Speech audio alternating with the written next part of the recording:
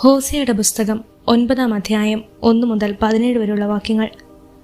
Israel, നീ സന്തോഷിക്കേണ്ട, ജനതകളെപ്പോലെ ആഹ്ലാദിക്കേണ്ട. നീ നിന്റെ ദൈവത്തെ പരിത്യജിച്ച് പരസംഗത്തിലേർപ്പെട്ടു.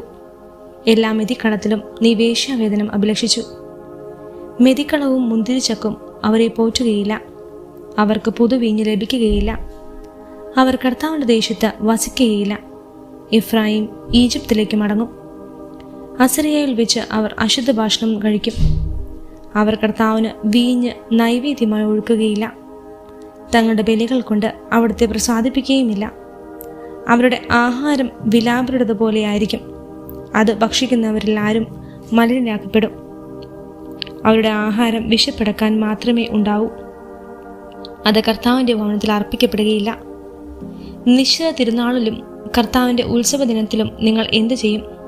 നാശത്തിൽ നിന്ന് അവർ ഓടി അകലുന്നു. ഈജിപ്ത് അവരെ ഒരുമിച്ച് കൂട്ടും. മെംഫിസ് അവരെ സംസ്കരിക്കും.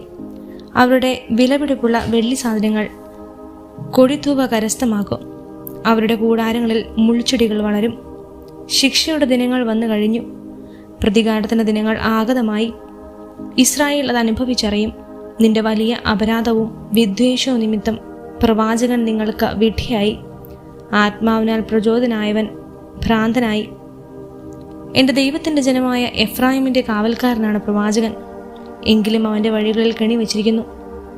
അവൻ്റെ ദൈവത്തിൻ്റെ ആലയത്തിൽ വിദ്വേഷം കുടികൊള്ളുന്നു. ഗിബിയായിലെ ദിനങ്ങളിലെന്ന പോലെ അവർ അത്യന്തം ദുഷിച്ചു പോയിരിക്കുന്നു. അവിടുന്ന് അവരുടെ അകൃത്യം ഓർമ്മിക്കും. അവരുടെ പാപങ്ങൾക്ക് ശിക്ഷ നൽകും. മരുഭൂമിയിൽ മുന്തിരി എന്ന പോലെ ഞാൻ ഇസ്രായേലിനെ കണ്ടെത്തി. അത്യവൃക്ഷത്തിലെ ആദ്യകാല ഫലം പോലെ നിങ്ങളുടെ പിതാക്കന്മാരെ ഞാൻ കണ്ടു. എന്നാൽ ബാൽപയോറിലെ എത്തിയപ്പോൾ അവർ തങ്ങളെ തന്നെ ബാലിനെ പ്രതിഷ്ഠിച്ചു. അവർ സ്നേഹിച്ച വസ്തുവിനെ പോലെ അവരും മ്ലേച്ഛരായിത്തീർന്നു. എഫ്രായിമിന്റെ മഹത്വം പക്ഷിയെപ്പോലെ പറന്നകലും.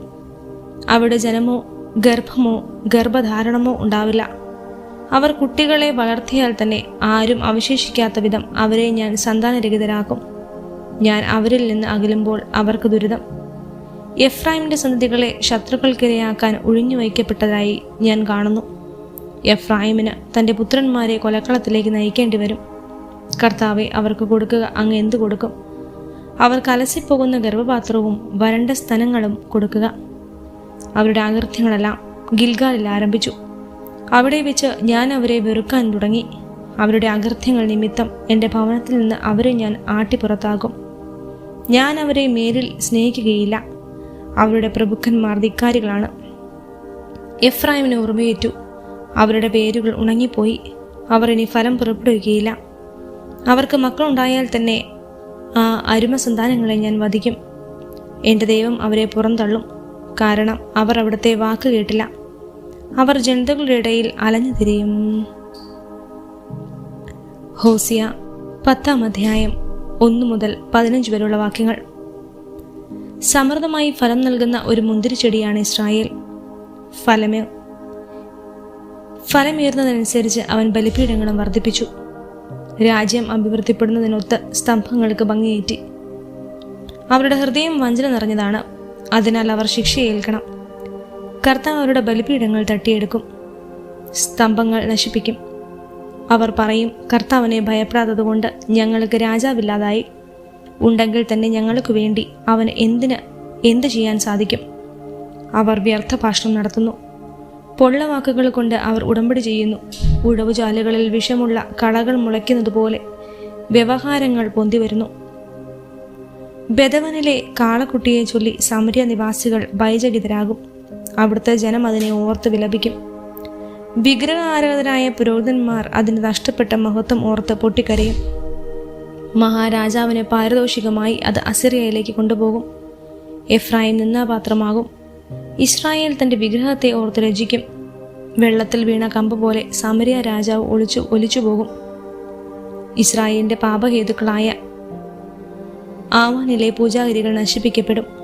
അവരുടെ ബലിപീഠങ്ങളിൽ മുള്ളുകളും ഞെരിഞ്ഞിലുകളും വളരും. ഞങ്ങളെ മൂടുക എന്ന് പർവ്വതങ്ങളോടും ഞങ്ങളുടെ മേൽ പതിക്കുക എന്ന് കുന്നുകളോടും അവർ പറയും. ഗിബെയായിലെ ദിനങ്ങൾ മുതൽ ഇസ്രായേൽ പാപം ചെയ്തു. അവിടെ അത് തുടർന്നു. ഗിബെയായിൽ വച്ച് തന്നെ യുദ്ധവും അവരെ പിടികൂടിയില്ലേ. തന്നിഷ്ടക്കാരായ ജനത്തെ ശിക്ഷിക്കാൻ ഞാൻ വരും. തങ്ങളുടെ ഇരുതിന്മകൾക്ക് അവർ ശിക്ഷിക്കപ്പെടുമ്പോൾ ജനതകളെ അവർക്കെതിരെ ഞാൻ ഒരുമിച്ച് കൂട്ടും. മെതിക്കാൻ ഇഷ്ടമുള്ള പരിശീലനം സിദ്ധിച്ച പശുക്കുട്ടികളായിരുന്നു എഫ്രായിം.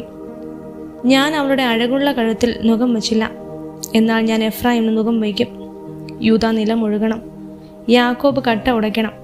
നീതി വിതയ്ക്കുവിൻ, കാരുണ്യത്തിൻ്റെ ഫലങ്ങൾ കൊയ്യാം. തരിശു നിലം ഉഴുതുമറിക്കുവിൻ, കർത്താവിനെ തേടാനുള്ള സമയമാണിത്. അവിടുന്ന് വന്ന് ഞങ്ങളുടെ മേൽ രക്ഷ വർഷിക്കട്ടെ. നിങ്ങൾ അധർമ്മം ഉഴുതു, അനീതി കൊയ്തെടുത്തു, വ്യാജത്തിൻ്റെ ഫലം നിങ്ങൾ ഭുജിച്ചു. രഥങ്ങളിലും പടയാളികളുടെ ചെറു പെരുപ്പിലുമാണ് നിങ്ങൾ പ്രത്യാശ വച്ചത്. അതിനാൽ നിന്റെ ജനത്തിനിടയിൽ യുദ്ധാരവും ഉയരും. ഷാൽമാൻ ബെത് ഹർമേലിനെ നശിപ്പിക്കുകയും അമ്മമാരെ കുഞ്ഞുങ്ങളോടൊപ്പം നിലത്തടിച്ച് കൊല്ലുകയും ചെയ്ത യുദ്ധദിനത്തിലെന്ന പോലെ നിന്റെ എല്ലാ കോട്ടകളും തകർക്കപ്പെടും. ഇസ്രായേൽ ഭവനമേ, നിങ്ങളുടെ കൊടിയ തിന്മ നിമിത്തം നിങ്ങളോട് ഞാൻ ഇപ്രകാരം പ്രവർത്തിക്കും.